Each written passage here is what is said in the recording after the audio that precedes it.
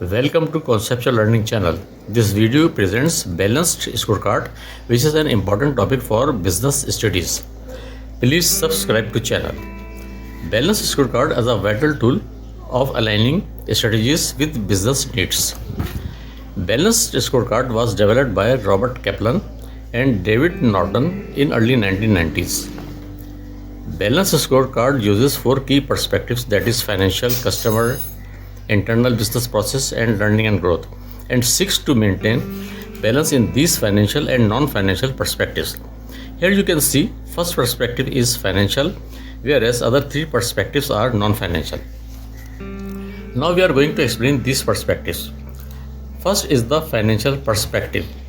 Our concern is how do we look to our shareholders. Our goal is to survive, grow and increase our shareholders' value. For this purpose, we measure the performance of our financial perspectives by focusing on increase in our revenue, profitability and return on capital employed. Second perspective is customer perspective. How our customers perceive us. We pay attention to our customers' perception about us. Our goal is to keep our customers' loyalty and satisfaction intact and broaden our customer base. Here we focus on providing value-added products or services to our customers through competitive pricing, better quality and on-time delivery, and develops new products to broaden our customer base. Internal business process is our third perspective.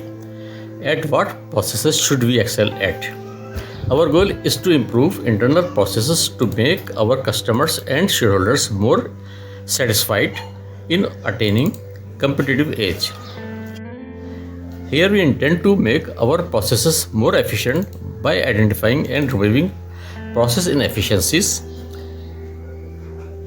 For overall improvement in internal processes, in order to make our customers and shareholders more satisfied and attaining competitive edge.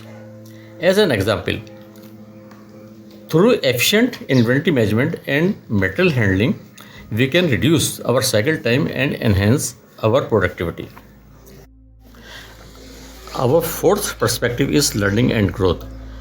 That is, how do we learn to improve and create value? Our goal is to develop a culture of innovation and consistent growth. In order to improve our learning and create value, we look at the ways to develop a culture of innovation in our organization and accomplishing consistent growth.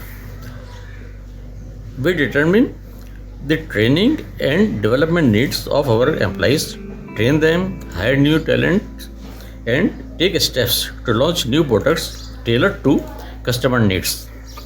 Thanks for watching.